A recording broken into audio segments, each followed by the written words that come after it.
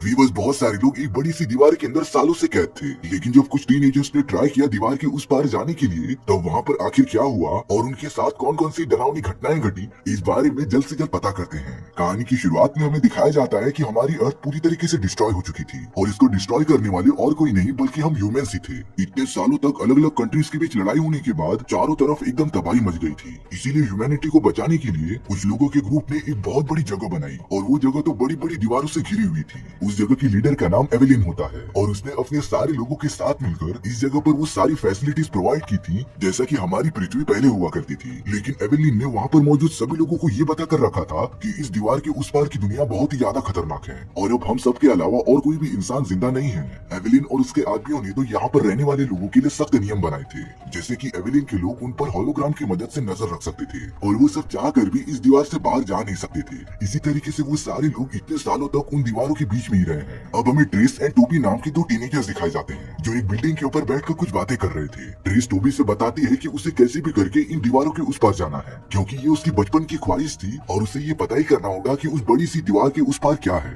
Tobey तो tris से बहुत ज्यादा प्यार करता था, इसीलिए वो ट्रिस की बातों से एकदम एग्री कर जाता है। अब उनके सामने एवेलिन का एक होलोग्राम आ गया था जो सभी को बता रही थी कि इस दीवार के पार जो भी जाने की कोशिश करेगा उसे पब्लिकली खत्म कर दिया जाएगा। और उन लोगों ने कुछ ऐसे लोगों को भी पकड़ लिया था जो उनके अगेंस्ट थे और इस दीवार से बाहर निकलने की कोशिश कर रहे थे। इसलिए कुछ देर बाद ट्रिस और टोबी उस जगह पर चले जाते हैं। वहाँ पर ट्रिस जोहाना नाम की एक लीडर से मिलती है। जोहाना तो कैसे भी करके एवेलिन की जगह लेना चाहती थी, पर वो होने वाले इतने सारे इलेक्शंस में बार बार हार जा रही थी। अब वहीं पर मैक्स नाम की एक अपराधी को दिखाया जाता है जिसने इस दीवार के बाहर जाने की कोशिश की थी और अब एवेलिन के सभी लोग मैक्स को पकड़कर सामने लाते हैं। बाकी सब तो मैक्स को जान से मारने के लिए कह रहे थे और अब अगले ही मोमेंट में मैक्स को बड़ी बुरी तरीके से मार दिया जाता है। एवेलिन पब्लिकली सभी को इसीलिए मारती थी ताकि वहाँ पर रहने वाले सभी के बीच उसका डर बना रहे। टोबी जो एवेलिन का ही बेटा था वो उसके पास आकर एवेलिन को बताता है कि ये सारी चीजें एकदम गलत है, लेकिन एवेलिन के हाथों में अब पावर थी जिससे वो खुद को वहाँ की रानी समझ रही थी। इन सारी चीजों के बाद टोबी और ट्रिस एक साथ वापस मिलते हैं और अब ट्रिस को कैसे भी करके इस जगह से बाहर निकलना था।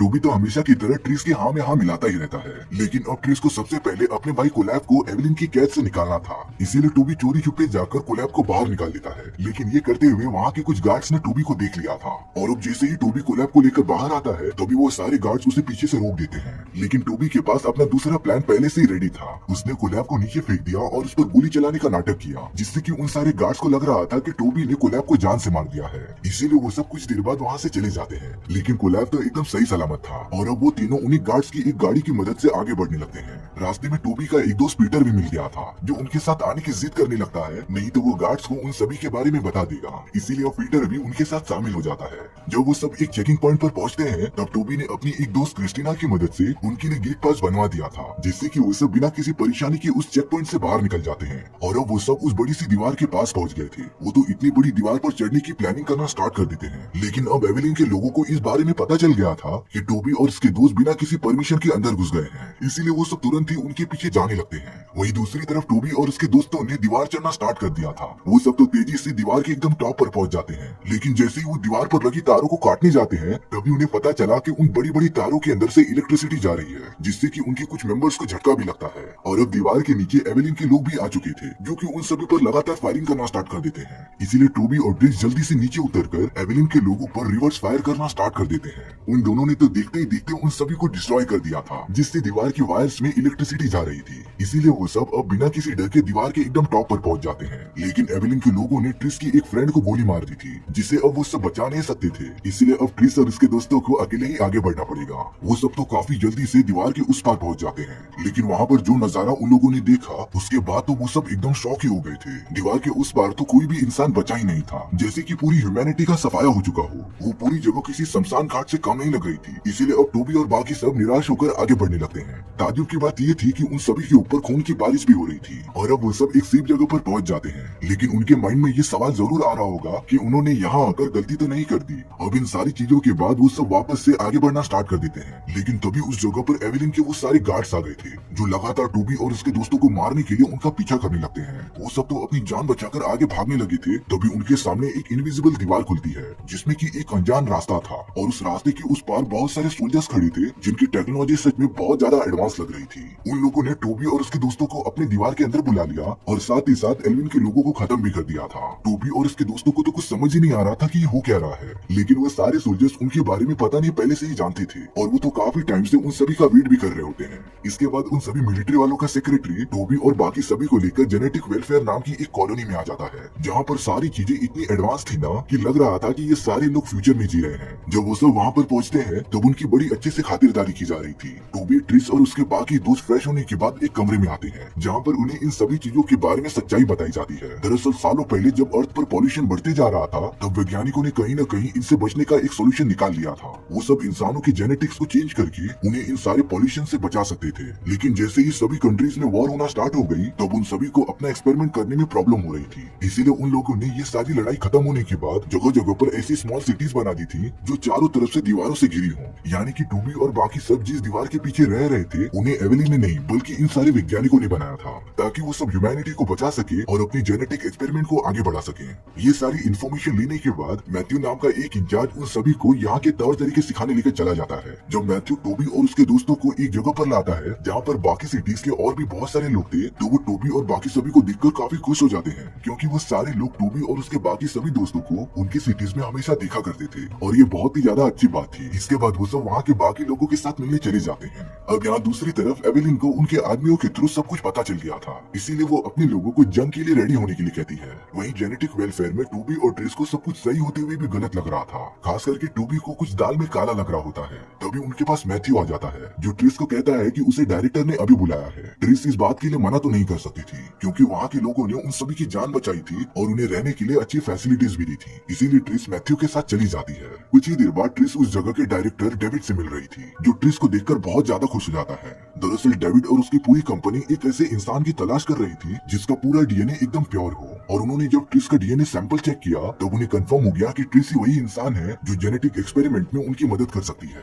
डेविड ट्रिस के सामने ये शर्त रखता है कि अगर वो उसकी मदद करेगी तो वो उसकी माँ की स्टोर की गई सारी यादें उसे लौटा देंगे, पर ट्रिस अपनी माँ की यादों को कैसे भी करके हासिल करना चाहती थी, इसीलिए वो डेविड की मदद करने के लिए रेडी हो जाती है। ट्रिस ने जब ये सारी बातें टोबी को बताई तब टोबी को ये सारी चीजें पहले से ही गलत लग रही थी, लेकिन अब ट्रिस ने अपना डिसीजन बना लिया था और अपनी माँ की यादें वापस ला देगी। ट्रिस तो अब बार बार डेविड से मिलने चली जा रही थी, इसीलिए अब टोबी भी अपने दोस्तों के साथ वहाँ की ट्रेनिंग करने चला जाता है। क्रिस्टीना और टोबी तो वहाँ की मिलिट्री फोर्स की ट्रेनिंग करना स्टार्ट कर देते हैं। वहीं पीटर और कोलैब को शिकागो सिटी पर नजर रखने की जॉब दी जाती है जो वहाँ की वेदर से लेकर सारी इंटरनल एक्टिविटीज पर नजर रखेंगे। यहाँ टोबी धीरे धीरे मुश्किल से मुश्किल फाइटिंग टेक्निक को सीखता जा रहा था और उसका लेवल बहुत ही कम टाइम में काफी ऊपर आ चुका था। अब यहाँ कोलैब जो कि शिकागो सिटी पर नजर रख रहा था तब उसे वहाँ पता चलता है कि जोहाना और एवेलिन के बीच कुछ मतभेद हो गई है। वो दोनों कैसे भी करके सिटी का कंट्रोल अपने हाथ में लेना चाहते थे और इसीलिए अब उन दोनों ग्रुप्स के बीच एक जबरदस्त फाइट चालू हो जाती है। इसीलिए कोलैब ये सारी बातें जाकर टोबी को बता देता है। टोबी ने जब ट्रिस से ये बातें शेयर की तो ट्रिस ने इस पर कुछ ज्यादा रिएक्शन नहीं दिया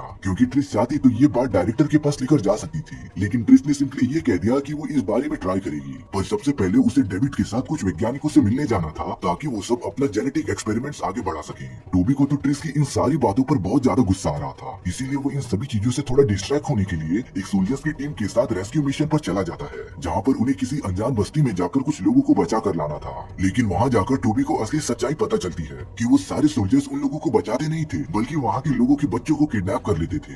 इन सारे बच्चों को जेनेटिक वेल्थ केयर में लेके जाया जाता था और उनकी पूरी याददाश्त मिटाकर अपने जेनेटिक एक्सपेरिमेंट में यूज किया जाता था। टोबी को जब इन सारी बातों में पता चला तब तो वो एकदम शॉक हो गया था, इसीलिए अब वो कोलैब के साथ शिकागो सिटी का सिचुएशन देखते रहता है जहाँ उन्हें पता चला कि जोहाना और एवेलिन के बीच एक जबरदस्त वॉर की शुरुआत होने जा रही है और उन दोनों के ग्रुप्स के बीच कई लोग मारे भी जा चुके हैं। टोबी तुरंत ही डिसाइड करता है कि वो ट्रिस के पास जाकर ये सारी सच्चाई बता देगा, इसीलिए वो एक एम्प्लॉय को जबरदस्ती लेकर लिफ्ट से ऊपर जाने लगता है। ट्रिस के पास पहुंचने के बाद टोबी उसे सारी सच्चाई बता देता है कि ये पूरी जगह वैसी नहीं है जैसा कि वो सोचते हैं। डेविड जो कि इस पूरी जगह का डायरेक्टर है, उसके लोग बच्चों को पकड़कर यहाँ पर जेनेटिक एक्सपेरिमेंट कराते थे, लेकिन डेविड और उसके लोग वहाँ आकर ट्रिस को डिस्ट्रैक्ट करने की कोशिश करते हैं और शायद से वो इसमें कामयाब भी हो गए थे क्योंकि ट्रिस टोबी की बातों पर भरोसा ही नहीं करती। इसीलिए अब ट्रिश डेविड के साथ उसकी सबसे बड़ी डील करने चली जाती है। वहाँ के सोल्जर्स ने टोबी से पूछा कि अगर वो अपनी शिकागो सिटी वापस जाना चाहता है तो वो उसे और उसके दोस्तों को वहाँ पर छोड़ देंगे। ट्रिश ने यहाँ पर अपनी गर्लफ्रेंड को तो खो दिया था, इसीलिए अब उसकी लाइफ में कुछ भी नहीं बचता। तो वो सोल्जर्स के साथ शिकागो सिटी जाने के लिए रेडी हो जाता है।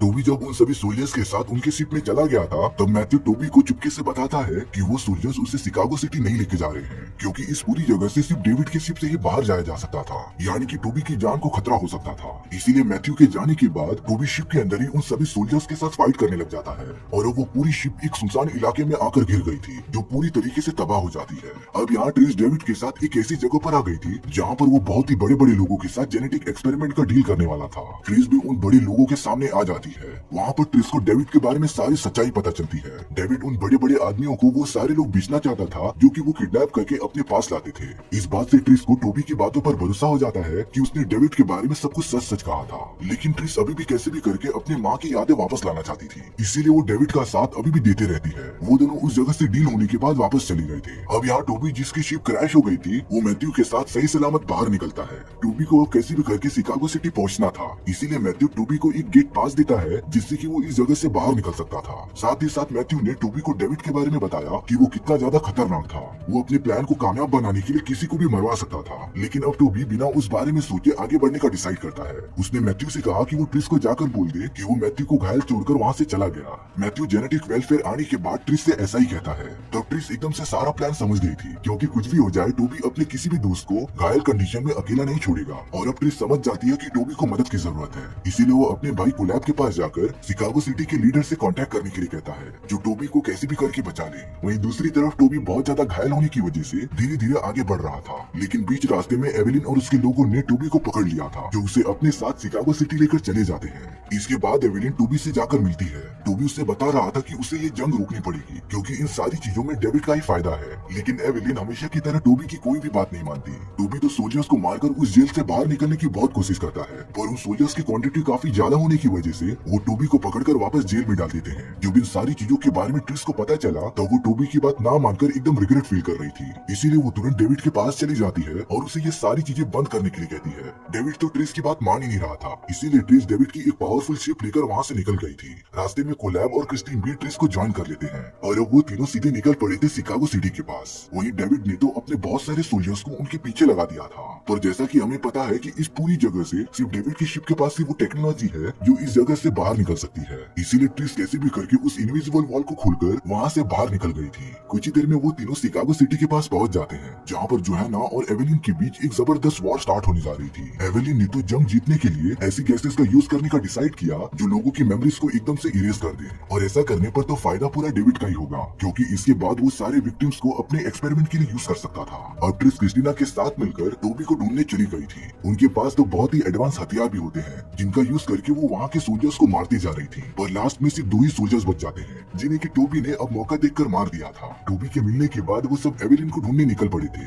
वहाँ एवेलिन के साथ पीटर होता है, लेकिन पीटर तो डेविड के साथ मिला हुआ था, जो एवेलिन को वो सारी गैसेस सिटी में फैलाने के लिए कह देता है। एवेलिन ऐसा करने ही जाती है तभी टोबी और बाकी सब उस कमरे में पहुंच जाते हैं। टोबी अपनी मॉम एवेलिन को इमोशनली कन्विंस करता है कि वो ऐसा बिल्कुल ना करे। एवेलिन टोबी की बातों को सुनकर एक टाइम के लिए रुक गई थी, पर अब पीटर ने एवेलिन के हाथों पर गोली मारकर उन गैसेस के बटन को दबा दिया था, जिससे कि देखते ही देखते पूरी सिटी में गैसेस फैलने लगती है, और अगर इन्हें जल्द से जल्द कंट्रोल नहीं किया गया ना तो सारे इंसानों की मेमोरीज लॉस्ट हो जाएगी। कोलैब वहाँ पर अपने टेक्नोलॉजी का यूज करके इन गैसेस को रोकने का वे ढूंढने लगता है, लेकिन अब दूसरी तरफ डेविड को इन सारी चीजों के बारे में पता चल गया था, इसीलिए वो अपनी एडवांस टेक्नोलॉजी का यूज करके कोलैब के सारे कनेक्शन उसके दोस्तों से कट हो जाए। जब पीटर ने देखा कि वो सारी गैसेस उसके कमरे में भी आने लगी है, तब वो टोबी और ट्रिश को कमरे में आने देता है। ट्रिश कैसे भी करके ये पता लगा रही थी कि वो सारी गैसेस जो सिटी के अंदर फैल रही हैं, उनका मेन सोर्स आखिर कहाँ पर है। मेन सोर्स मिलने के बाद ट्रिश तुरंत ही अंडरग्राउंड टनल के अंदर चली गई थी, लेकिन अब डेविड कैसे भी करके ट्रिश को रोकता रहता है। वो तो वहाँ की सारी चीजों को कंट्रोल कर सकता था, जिससे कि वो ट्रिश को मारने की भी कोशिश करता है, लेकिन ट्रिश ने जेनेटिक वेलफेयर में बहुत कड़ी ट्रेनिंग की थी, जिसकी मदद से वो सारे ट्रैप को पार करते हुए आगे निकल जाती है। डेविड भी अब समझ नहीं पा रहा था कि वो ट्रिश को कैसे रोके, और अब ट्रिश ने बड़ी मुश्किल से वो सोर्स ढूंढ लिया होता है जिससे कि पॉइजनस गैसेस निकल रही थी, और अब ट्रिश ने बिना टाइम वेस्ट किए उस टेक्नोलॉजी को पूरा डिस्ट्रॉय कर दिया था, जिससे कि सिटी में फैलने वाली सारी गैसेस एकदम से रुक जाती हैं, और अब वो सब एकदम सेफ थे। इसके बाद ट्रिश सारे लोगों को होलोग्राम की मदद से डेविड के बारे में सारी सच्चाई बता रही थी, जिससे कि सभी लोग डेविड की कोई भी बात नहीं मानेंगे। साथ ही साथ ट्रिश उन सभी को एक दूसरे दूसरे से झगड़ा न करने के बजाय एकजुट होकर रहने के लिए कहती है। और अब हमारी ये कहानी यहीं पर खत्म हो गई थी। सो व्यूअर्स, आपको ये स्टोरी कैसी लगी प्लीज कमेंट सेक्शन में बताना भूलना मत। और अगर आपको मेरा एक्सप्लेनेशन 1% भी अच्छा लगा होगा ना तो वीडियो को लाइक एंड चैनल को सब्सक्राइब जरूर कर देना, क्योंकि सच में इससे मुझे काफी ज्यादा मोटिवेशन मिलता है आपके लिए इसी तरीके की मजेदार स्टोरीज ढूंढ कर लाने के लिए। तो मिलते हैं नेक्स्ट वीडियो में।